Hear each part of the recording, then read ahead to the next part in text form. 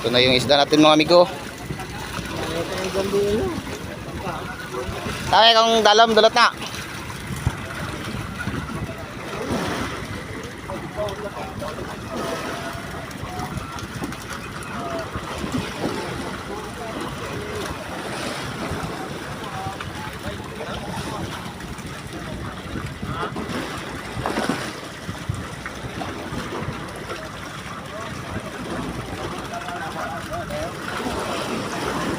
Yan, natignan natin kung gaano kalalim yung isda.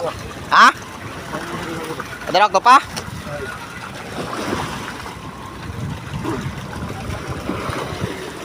Yan.